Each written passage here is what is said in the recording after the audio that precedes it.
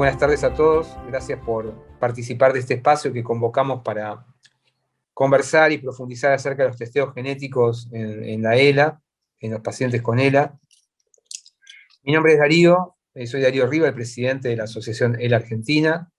Un gusto estar con todos ustedes aquí, en esta aula virtual. Quiero empezar de una manera introductoria, para poder hablar un poco de lo que significa la clínica genética en la ELA en estos últimos años. La reunión va a tener varios aspectos, la de hoy. Es una reunión que intentaremos que sea interactiva. Vamos a hablar sobre los derechos de los pacientes al momento del diagnóstico a tener una prueba genética. Vamos a hablar sobre las fuentes científicas que hablan acerca del testeo genético en los pacientes con ELA. Y vamos a conversar sobre posibilidades de hacer testeos genéticos a los pacientes con ELA en Argentina. Ante todo, quiero contarles que estamos en un momento muy emocionante en cuanto a la investigación de la ELA. Cuando nos tocó en el año 2011, hace 10 años atrás, fundar la Asociación ELA Argentina, en aquel momento mi papá había enfermado de ELA. La verdad que se sabía muchísimo menos acerca de lo que se sabe hoy.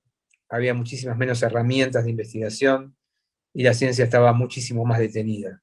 Hoy es un momento muy emocionante, con una cantidad de ensayos clínicos muy importantes que se están desarrollando, con esperanzas en nuevos tratamientos, con la aparición de algún tratamiento también como para modestamente enlentecer el progreso de la ELA, pero sin duda alguna hay muchísima más inversión en el mundo de la investigación y muchísimas más esperanzas para poder hallar pronto alguna respuesta al misterio de la ELA que nos permita abordarla de una manera más eficaz y eficiente para enlentecerla o para definitivamente curarla. Nosotros, como ustedes saben, participamos de la Alianza Internacional de Asociaciones de ELA.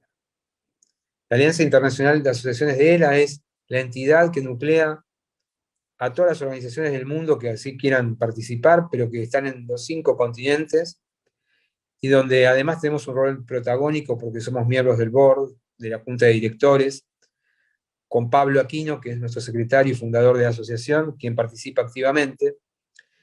Y la Alianza de algún modo representa a las asociaciones en el mundo, en los 5 continentes, y también representada por pacientes que se han pronunciado con una serie de derechos de los pacientes con ELA en el mundo. Está legitimada por todas las asociaciones de ELA como una cuestión de derecho. Es un derecho de los pacientes con ELA. Entonces, te voy a pedir, Sebas, que muestres el documento que... Ahí está. Este es el documento que avala lo que estoy diciendo yo, donde van a ver sobre el final de los derechos de los pacientes con ELA, a partir del punto 11, como derecho tener acceso en el momento del diagnóstico a una educación actualizada sobre clínica genética en ELA, tener un debido asesoramiento genético, una prueba genética, salvaguardar contra la discriminación que pueda haber genética, y por supuesto también que cuando se considere pertinente que también los familiares, las personas que tengan ELA, puedan ser también testeados genéticamente. Ahí está un poco entonces el documento por el cual nosotros hoy consideramos, enmarcados en la Alianza Internacional de Asociaciones de ELA, que el testeo genético es un derecho, y la prueba genética es un derecho para la comunidad afectada por la ELA y los pacientes concretamente. La verdad es que el tema de la genética nosotros lo venimos revisando hace tiempo atrás. Participamos en el año 2016 en Dublín, en un simposio de ELA, y ahí había visto yo al profesor Taylor, que había mostrado cómo se fueron descubriendo genes en los últimos años y cuántas esperanzas hay en que se pueda trabajar sobre esos subtipos de ELA que están con mutaciones genéticas. Entonces les quiero compartir ahora aquel momento que fue un impacto para nosotros, donde se pueden ver la cantidad de genes mutados que hay en la ELA.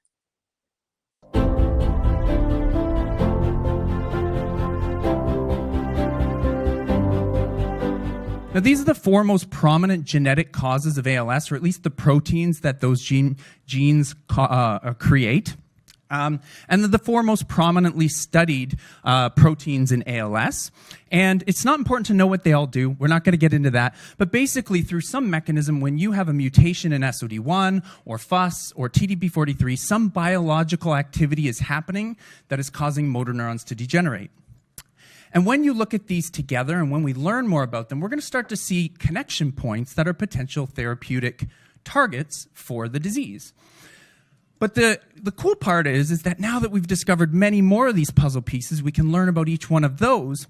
And that's going to start to fill it in and show us whole systems and how they connect into a much greater overview of what's happening in ALS. And I think in the last few years, this is where the picture's starting to become clearer and clearer as to where we might be able to therapeutically target the disease in a more effective way in the future. And just to give you an idea, that one puzzle piece idea, when we were looking for many years on just SOD1, and that's the only tool we had, it's all of this other stuff existed, but we couldn't see it. The people out there living with ALS with these types of mutations or these abnormalities going on in their motor neurons, it was all there, but we couldn't simply see it, so we weren't able to solve that puzzle. Additionally, it's entirely possible that ALS is a disease where many of these are separate diseases that all result in the same endpoint, which is motor neuron degeneration leading to ALS. And I would say even 2 years ago, I felt like, boy, that's a very daunting idea. But I think I really believe now that this is still something we're going to be able to do, even if this is many different diseases that funnel into the same endpoint, or if it's 3 or 4 diseases. I think it's entirely possible. And we're already doing that at some level because there are now clinical trials happening that are targeting specific forms of familial ALS. And it could be that there's maybe just 3 diseases or 4 diseases, or it could be that a therapy could work for all of them. And we're learning that, and we are getting closer to starting to suss those things out. The last slide from the Dublin presentation that I'm giving here was that in 2016, I was pretty excited because when I look into the literature, I started to see all the connections that we've been finding between these different tools that we're working with. Como habrán visto, ese fue un primer impacto donde pudimos ver una cantidad de genes mutados increíbles. Hoy ya hay 44 genes mutados relacionados con la ELA, en la ELA familiar básicamente, pero también vamos a ver en la correlación de este encuentro, que también los genes son mutados también, obviamente de menor medida también, pero aparecen en la ELA esporádica genes que son mutados. Hemos traído a esta reunión a los neurocientíficos más importantes del mundo, o de los más importantes del mundo, con quienes tenemos relación directa y que son los que están en la vanguardia de la investigación científica en la ELA y que nos parece que son una fuente científica realmente de relevancia como para poder compartirles a todos ustedes. Entonces, la terapia génica o genética empieza a darse ya desde hace unos años atrás. Hoy en día tenemos un desarrollo muy importante para el superóxido dimutasa 1, que es el SOD1, y que es el ensayo de Toffersen, que nosotros el año pasado convocamos a Timothy Miller. Te pido, Sebas, que vuelvas para atrás el video. Y Timothy Miller nos explicaba de alguna manera cómo se aplica esta terapia de oligonucleótidos antisentido para la ELA, y que ahora se los traigo a colación ya directamente con la palabra y la voz de él.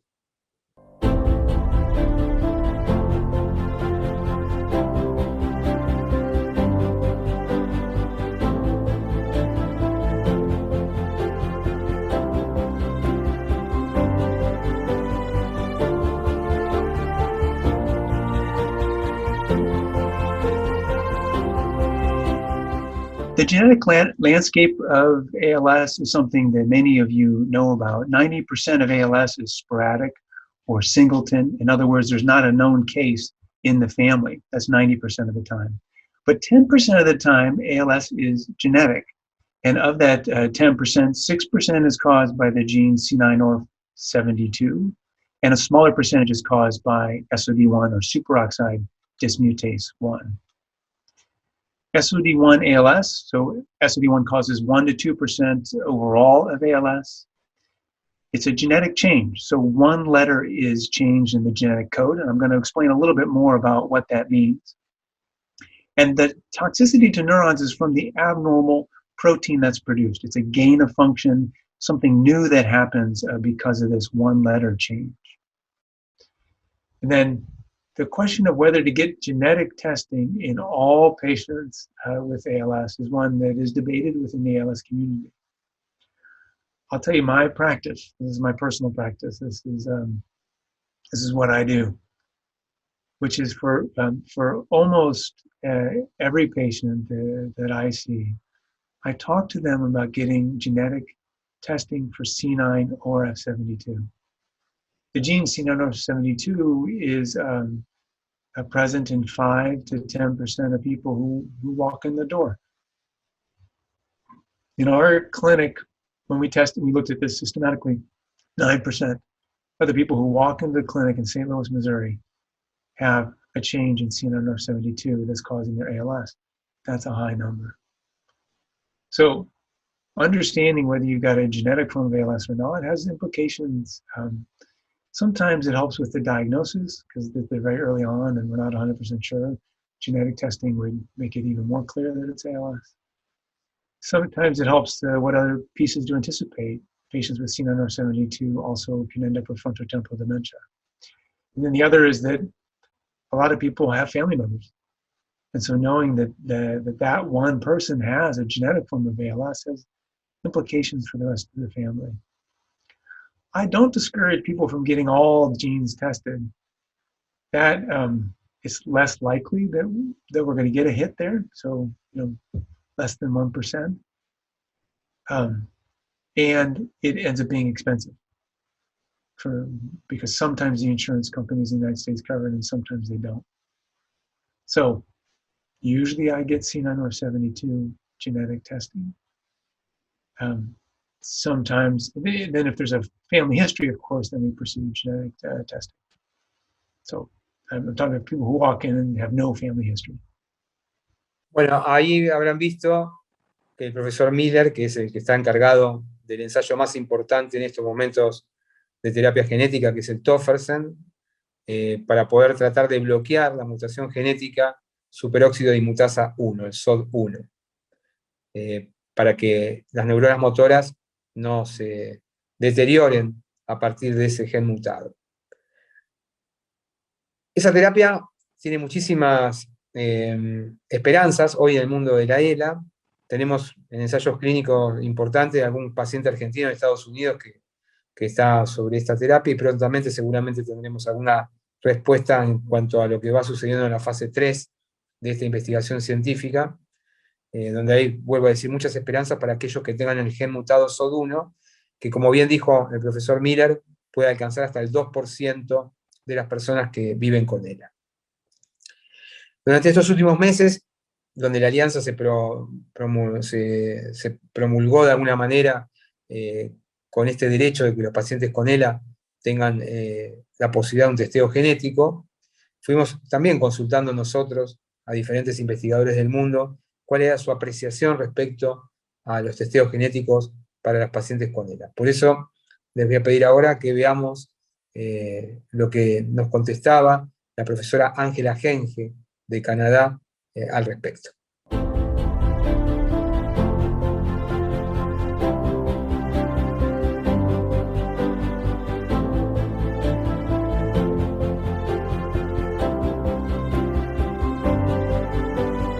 Do you recommend gene testing for any patient and also for the families of the family members of those patients? So I believe that all ALS patients should now have genetic testing. Only if a genetic mutation is found should you consider having the family members tested. But as a result of the talk I've just given, you can see that if you have a SOD1 mutation, even your family members should be tested. So the standard of care needs to change. It will need to change in every country. Different countries will have different ways of getting the genetic testing done, but at least for SOD1, C9orf72, FUS or FUS in young patients, although our current patient with FUS is actually 50, so that's not so young. And the Ataxin-2, I think patients need to be tested. I think people who have ALS should have the benefit of knowing if they have a genetic mutation that could be targeted to treat their disease. Yeah, because it is a common case, like for example, Dario or myself, we had one family member that had ALS in the past. So sometimes we wonder, should we get tested at least for SOD1, just to be prepared in case something comes up? We certainly can consider it. I have no problems organizing something like that, but the current standard is to test the patients, people with symptoms and signs of ALS, or people who have a strong family history. And then once you have that information, you can decide if other people like you and Dario should get tested. I'm having a lot of people reach out who have had parents, aunts and uncles have ALS. And if I hear of 2 members of the same family with ALS, and even if they have no symptoms and they're much younger, I get them tested. I don't need 10 people in the family to have it. 2 is enough. Bien, ahí se expresó Ángela Genge, que es la líder mundial de investigación en Canadá, y bueno, fue más que evidente lo que acaban de ver, donde ella recomienda el testeo genético para los pacientes con ella. También fuimos a hacer otra consulta más a algún neurocientífico que es líder a nivel mundial. En este caso vimos de Canadá. Ahora pasamos a el comentario de una de las líderes científicas en Europa, que es la doctora Pamela Shaw, del Reino Unido, que se expresaba respecto a los test genéticos de esta manera.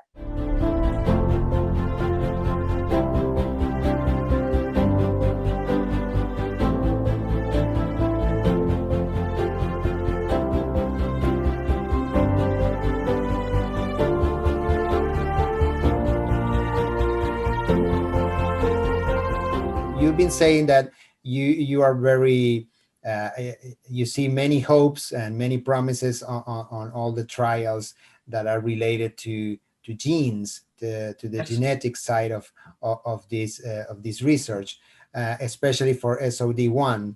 So it was usually the case that when you ask you as a family member like myself, when you like a couple of years ago, when you ask an expert whether it was worthy to go through gene testing for a family member, in the case of families that only have one case of ALS, only one case of ALS, the usual answer was, well, maybe not. Maybe it doesn't make much sense to do gene testing for you because you're not symptomatic, and you only have one case in your family, so yes, you don't have that much more chances to get ALS yes, compared to the general population.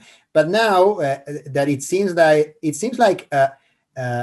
knowing that you have a gene like SOD1 might be an important piece of information.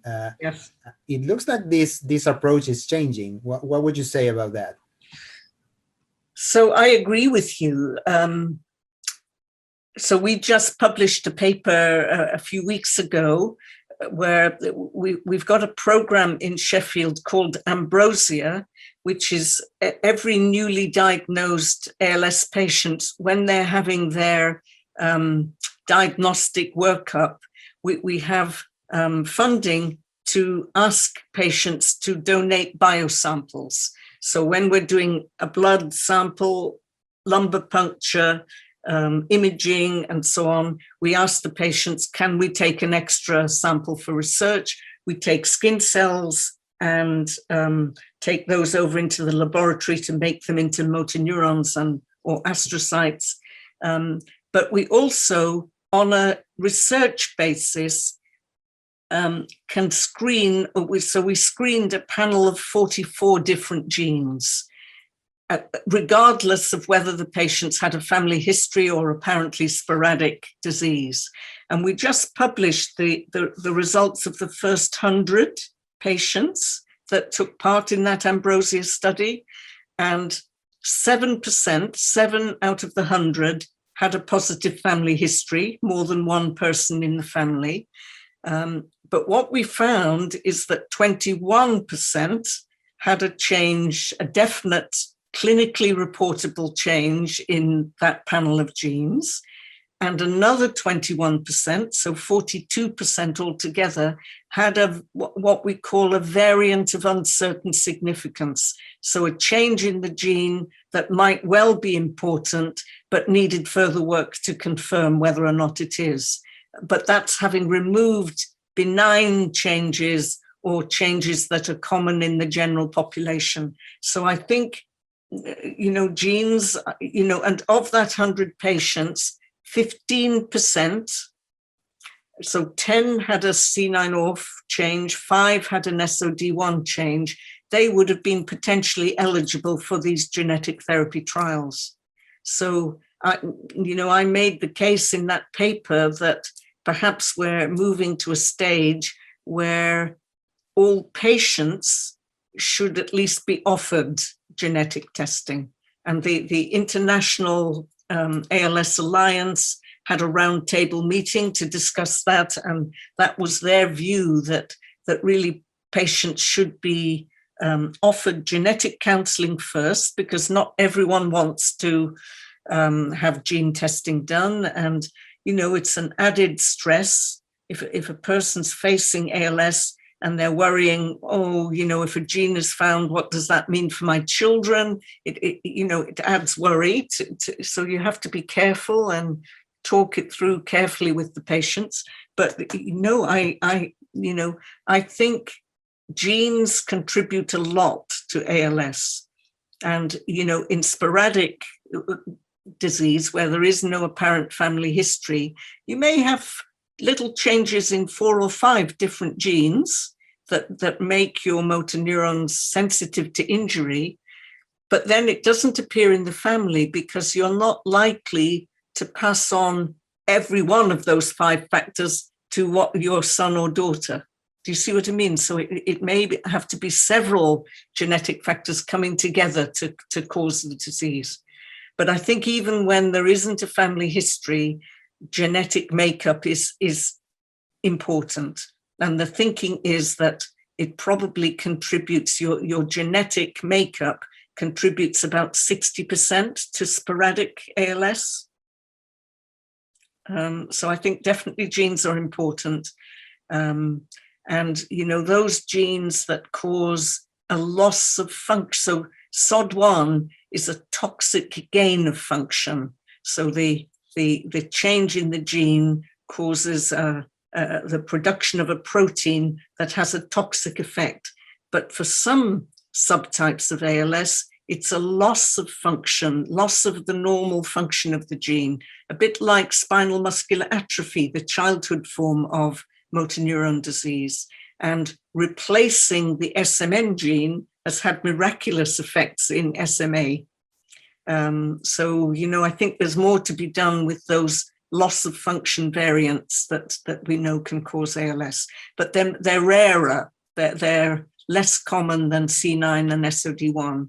But I think, if these trials come through positive, as we all hope, I think it's going to be really important for every patient to have the chance to be screened for SOD1 and C9 at least, even if it's, too expensive to do the whole panel. I think the genetic changes where there is an emerging effective therapy, it's going to be important for the patients to have the chance to be screened if they wish.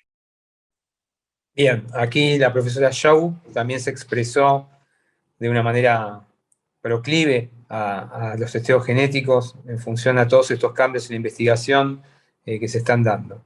Pero quiero compartirles por último todo lo que tiene que ver con fuentes científicas. Preferimos que hablen los científicos más importantes del mundo. En este caso, el profesor Jonathan Glass, que se expresa muy claramente respecto a todo este tema de los testeos genéticos, y también se los quiero compartir para que lo escuchen y lo lean con mucha atención.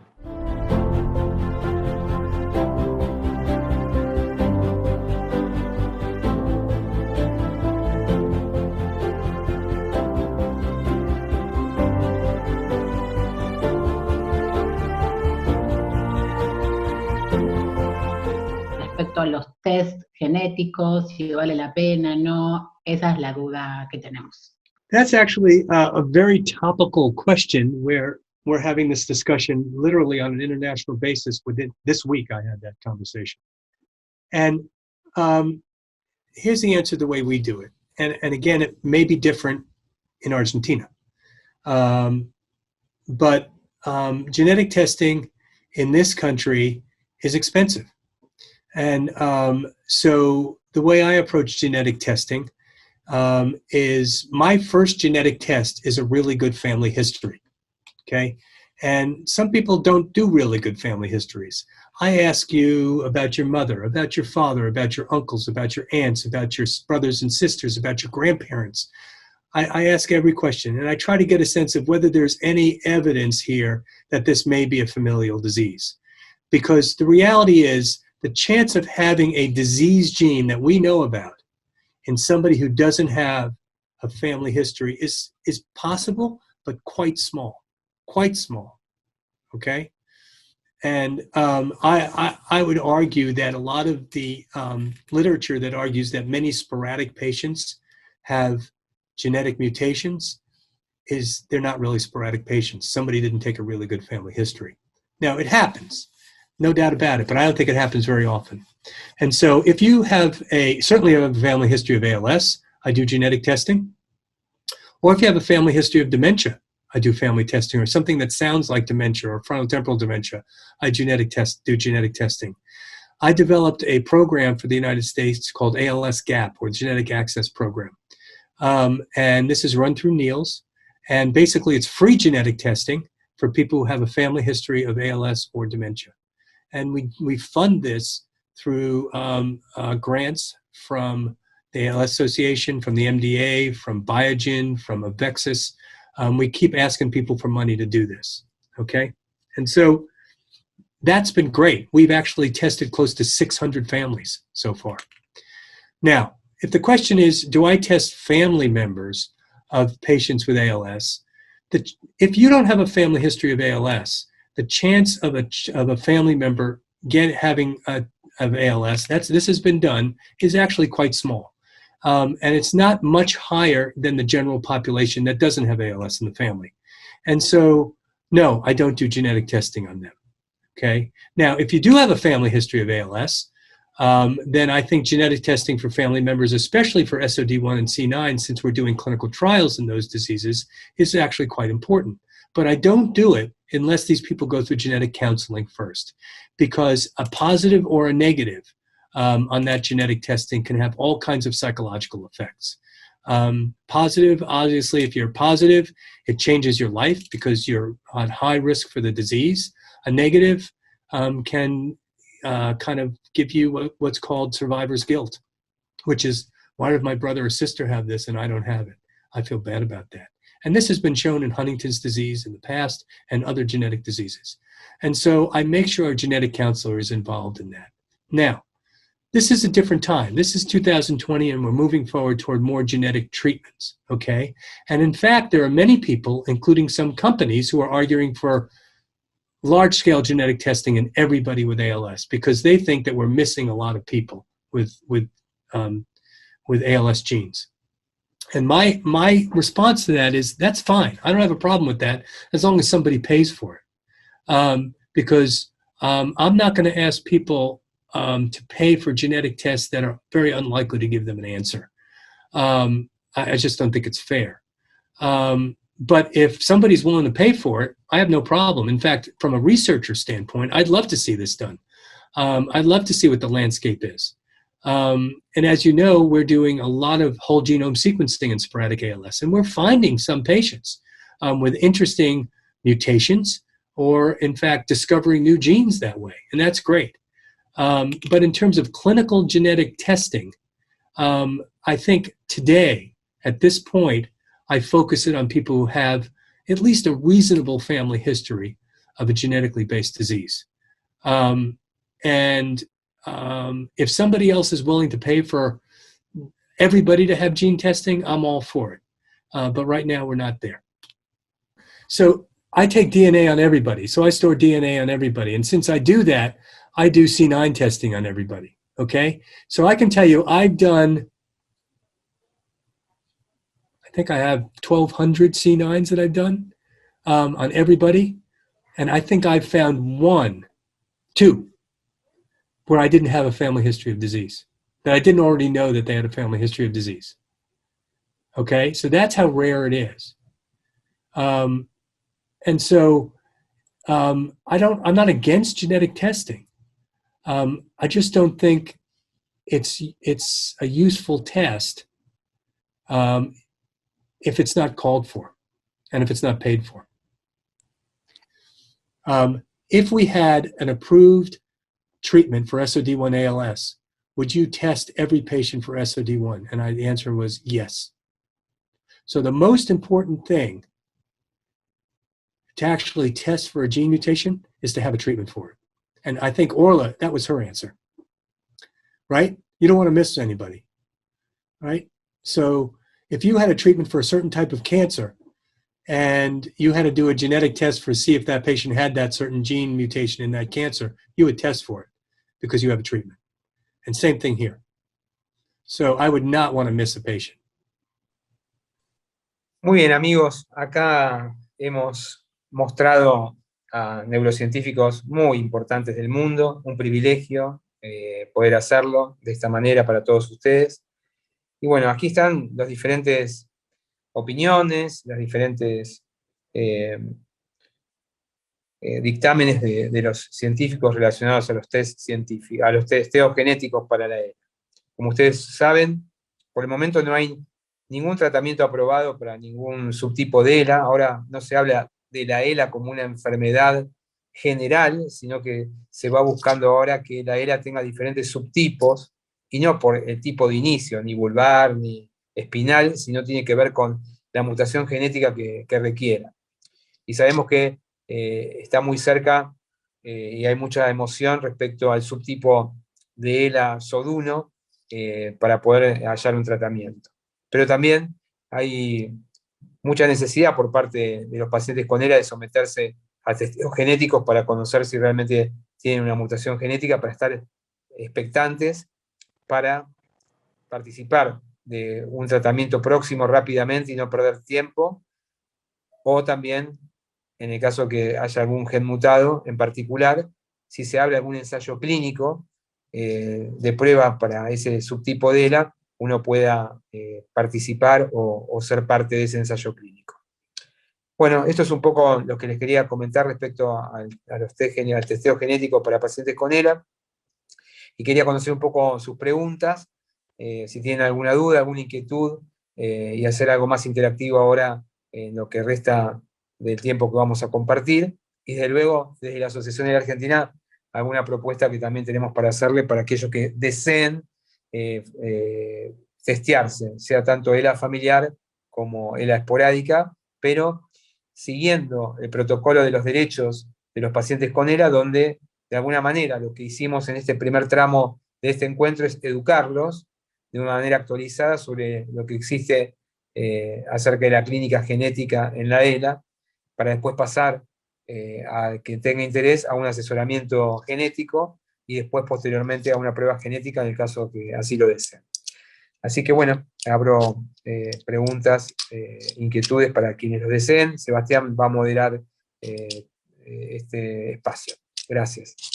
Bueno, yo en caso particular, como escuchaba a varios de los científicos, Creo tener, y es algo que le he comentado a la gente de la asociación, creo tener antecedentes varios previos. Lo que pasa es que han sido épocas donde eso no se tenía presente, ¿no?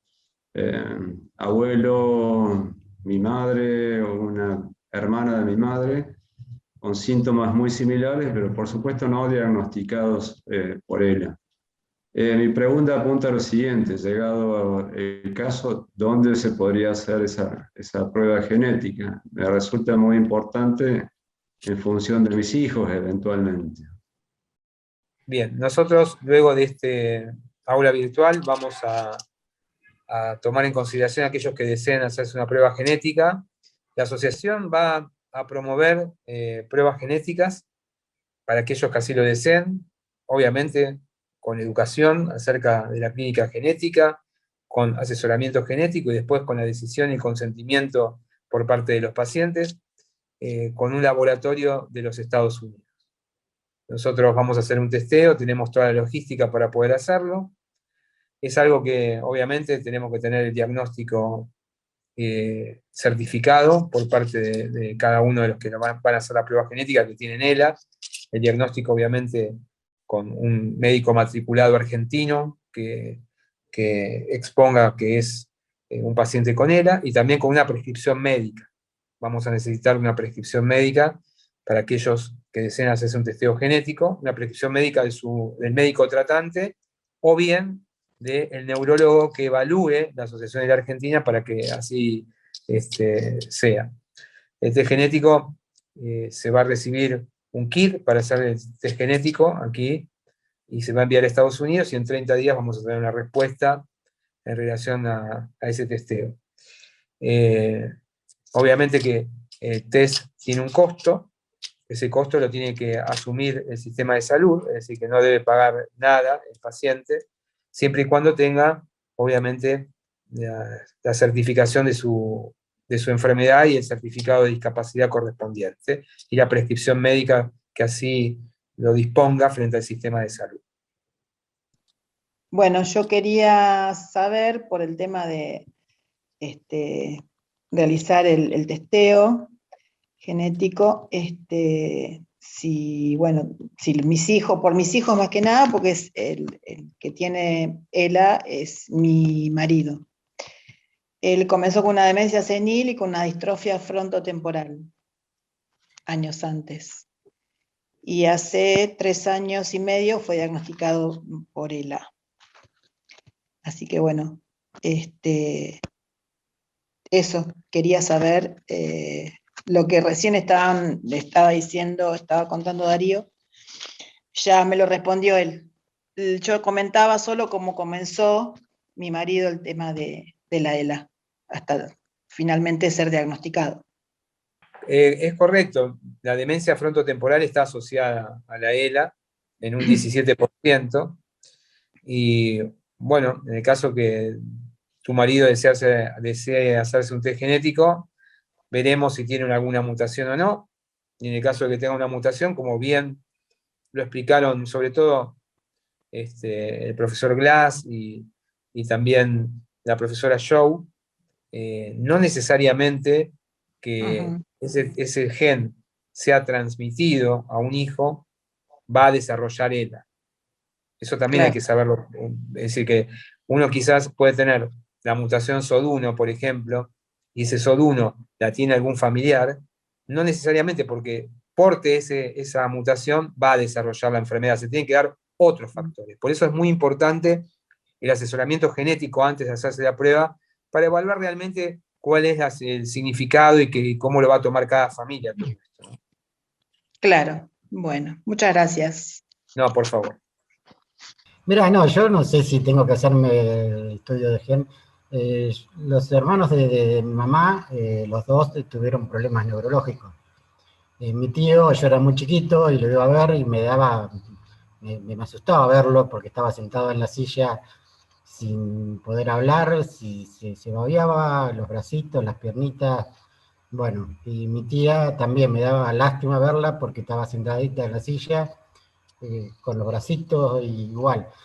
son las dos hermanos, los hermanos directos de mi vieja. No sé si realmente tengo que hacerme el estudio, por eso les pregunto. Y bueno, y otra cosa, que nada que ver con esto, pero a todos los que tienen ELA, por favor, sigan el día a día, sonrían, vivan bien, vivan contentos, que eso es lo más lindo que hay para un enfermo. Vamos, vamos para adelante, que nos vamos a sanar todos. Adelante, adelante, vamos. Nada más, gracias. Bueno, Carlos, muchas gracias por tu buena onda y la energía que tirás. Y bueno, respecto a lo otro, es una evaluación muy personal y que tenés que hablarlo con tu médico, a ver si realmente él aconseja o no hacerte un test genético. Test genético por el momento es simplemente tener la información si tenés o no un gen mutado, nada más. Porque hoy no hay acceso a ningún tratamiento, pero próximamente tal vez sí, y uno ya está anticipándose a eso, o si le detectan algún gen mutado, puede participar de algún ensayo clínico que se pueda dar. Esta es la realidad respecto a los testeos genéticos, pero bueno, es una decisión muy personal y una decisión que debe tomar el paciente con su médico tratante. Sí, en este caso mi papá tiene ELA, y yo sí recuerdo que mi abuela tuvo muchos problemas neurológicos, mi papá no conoció al padre, el papá lo abandonó, entonces creo que tiene chances como tenemos motivos para pensar que hay alguna posibilidad de que lo pueda haber heredado. Y mi pregunta va más destinada al hecho de que, justamente como se venía hablando recién, ¿qué posibilidades hay de que él participe de alguna investigación como para tener algún mínimo porcentaje de esperanza de que él pueda llegar o todos podamos llegar a una cura, o no sé. Él ahora tiene afectado un poco el habla y ya no puede caminar, y no puede moverse. Entonces, Claro, Dani. mi duda es si él llega a entrar, yo sé que es un 2%, es un porcentaje muy bajo en el hecho de que pueda llegar a tener modificado o alterado el gen SOT1, pero bueno, uno siempre tiene la mínima esperanza de decir, bueno, capaz en una de esas él lo tiene mutado y capaz puede participar en un ensayo o mejorar o algo por el estilo. Gracias. Sí, es así. Esta es la realidad, tal fue expuesta. Y bueno, también está el C9orf72, que es el otro gen que también viene una terapia de oligonucleótidos antisentido, en una segunda etapa. Así que bueno, vuelvo a decir, es una decisión muy personal, pero creo que están bien informados, como acabamos de compartirles a todos ustedes, respecto a lo que implica un testeo genético para la ELA. Era lo más importante, ser honestos con todos ustedes. Habrán visto que ahí está circulando mucho el tema del testeo genético para pacientes con ELA. Creo que el primer derecho que tienen todos ustedes y toda la comunidad es informarse realmente, después asesorarse y hacer la prueba, obviamente con la prescripción del médico tratante de cada uno de ustedes o algún profesional que así lo considere en común acuerdo con cada familia. Claro, y perdón, y en caso de poder participar en algún ensayo, de ser pertinente, ¿cómo cómo se organizaría? ¿Estos ensayos se llevan acá, ¿no? ¿La práctica se llevan en Estados Unidos o envían? Mira, Sí. los ensayos clínicos multicéntricos están en países de vanguardia de investigación. Lamentablemente, la Argentina no es uno de esos países. Pero bueno, si uno tiene ese gen mutado y sabe que se va a abrir un protocolo de investigación, un ensayo clínico en determinado país, quizás podemos llegar de alguna manera, hacer participar a algún paciente, ¿no? Ese es nuestro anhelo, nuestra esperanza. De hecho, bueno, la asociación está ya acordado de palabra un acuerdo con una clínica de ELA en Fort Lauderdale, en Estados Unidos, que está a cargo del profesor o el doctor Eduardo Locatelli, que es el único médico argentino, neurólogo a cargo de una clínica de ELA en el mundo. Entonces, bueno, estamos tratando de ver cuándo podemos viajar a Estados Unidos para refrendar un acuerdo. Lamentablemente el COVID y las restricciones de viaje no nos permiten hacerlo, como para que en el caso de que exista algún ensayo clínico con algún gen mutado donde pueda participar algún paciente de Argentina y que reside acá, haríamos todos los esfuerzos para que puedan participar allí. Claro, gracias. De nada. La duda mía estaba principalmente en cómo y cuándo se podría iniciar ya la forma en que en hacerme ese estudio genético. Lo mío es esporádico, o sea, no tengo ningún tipo de antecedente previo, ni padres, ni madre, ni abuelos, ni ningún tipo de familiar con antecedentes neurológicos, ni de ningún tipo de distrofia. Justamente la pregunta básica era esa, o sea, ¿cómo y cuándo ya podría iniciar para poder hacer los estudios genéticos para determinar qué tipo de gen tengo en ese sentido?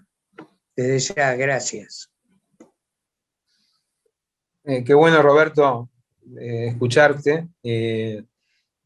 Mira, como dije anteriormente, nosotros estamos haciendo este pequeño aula virtual un poco privada, no hicimos ninguna convocatoria, ningún Zoom, ni mucho menos. Vamos a editar este encuentro por nuestras redes sociales y demás, y vamos a hacer un llamado para que aquellos interesados en hacerse una prueba genética o un test genético pasen por los diferentes procesos y los pasos que acabamos de decir, ¿no? Que cuenten con la información, con el asesoramiento correspondiente y la prueba genética, que vuelvo a repetir. Es con un laboratorio de Estados Unidos, se manda un kit, es con saliva, solamente con una saliva, y se vuelve a enviar a Estados Unidos para esperar el resultado en 30 días. Ese kit llega directamente al domicilio del paciente, a través de un correo directo internacional al domicilio del paciente. El paciente tiene que remitirlo a las oficinas de la Asociación de la Argentina, que una vez que tenemos todos nosotros los test genéticos compilados, hacemos el proceso administrativo de envío a través de la autorización de ANMAT a los Estados Unidos. Bueno, tuvimos problemas con la compu, por eso no pudimos ver toda la charla, tuvimos varios inconvenientes. Quería saber si esto iba a quedar guardado, iba a quedar grabado. Esa es una pregunta. Y otra pregunta es, en el caso de que el paciente acceda a hacerse el análisis, digamos, ¿qué hacemos con ese resultado? Esa es mi inquietud. Ahora, nos da un resultado, ¿y qué demuestra eso, digamos? ¿Qué información tenemos con eso y para qué nos va a servir eso, digamos? Con respecto a la primera pregunta, siempre nosotros compartimos la información y la viralizamos de manera muy generosa a toda la comunidad afectada por la ELA, siendo nosotros la red social en español de habla hispana de ELA más activa y más numerosa de todo el mundo. Eso nos enorgullece, es un trabajo muy significativo, y quiero agradecer a todos los profesionales de la asociación que trabajan para poder compartir la información, y espero que ustedes también puedan contemplar y valorar lo que significa tener este tipo de encuentros, donde antes teníamos que viajar y tomar un avión y gastar un dineral, y si era posible o no llegar a poder hablar con algún profesor como hicimos nosotros. Así que yo me encuentro muy orgulloso de liderar esta organización que hace este tipo de cosas, y desde luego compartimos la información por redes sociales de manera libre y gratuita, sin monetizar nuestro conocimiento empírico.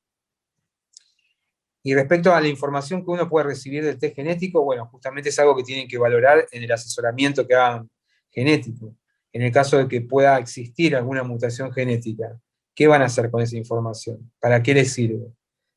Bueno, dijimos que me parece que tiene dos aristas o dos dimensiones.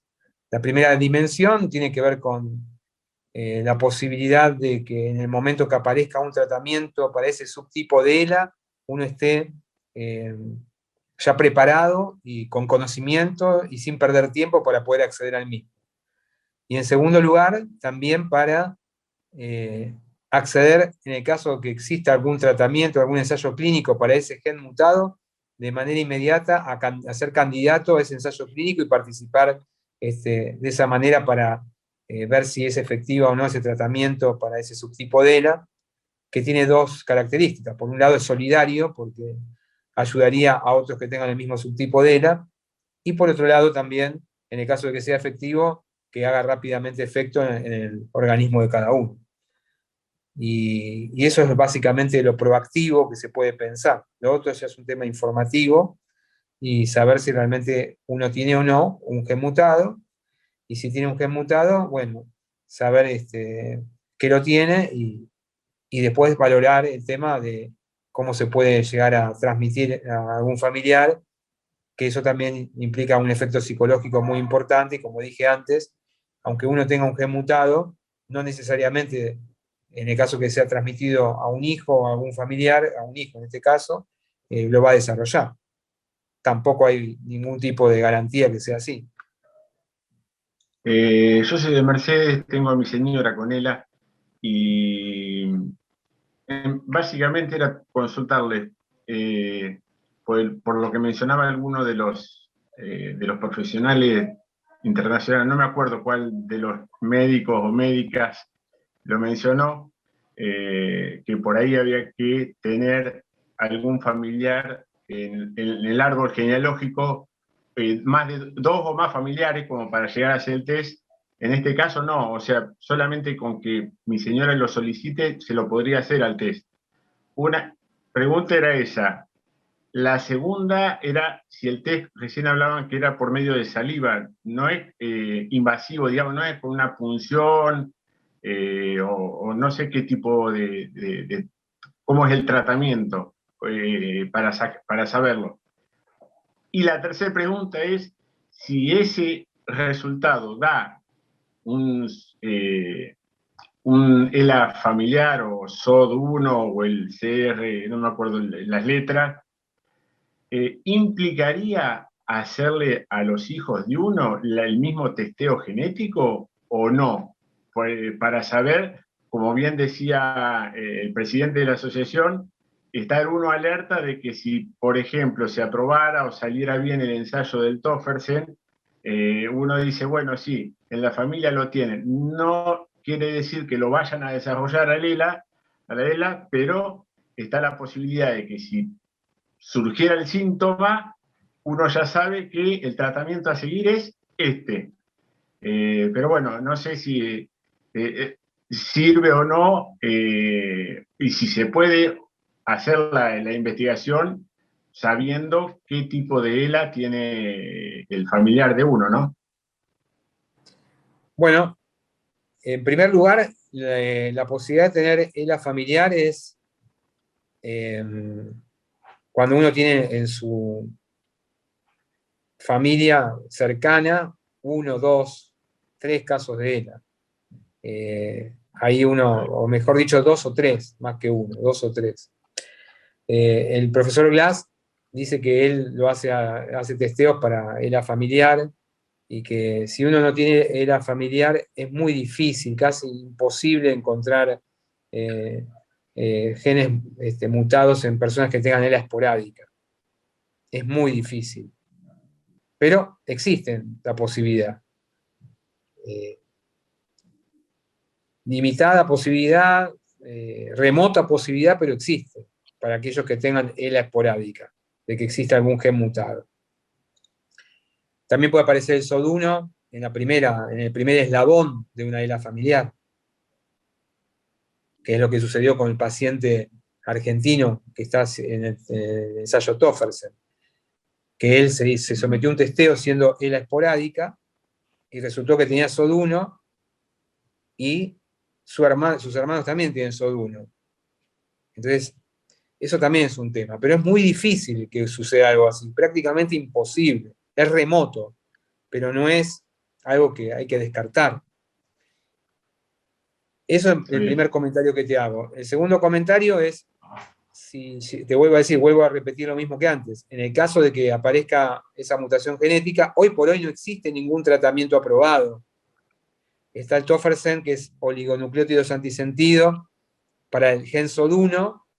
Se está también trabajando o haciendo ensayos clínicos para el C9orf72, que es otra mutación genética mucho más frecuente, tanto en ELA familiar como en algunos pacientes de ELA esporádica.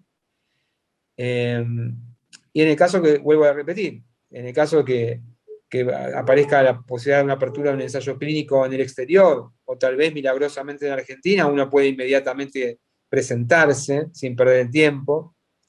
Y si aparece una medicación, también.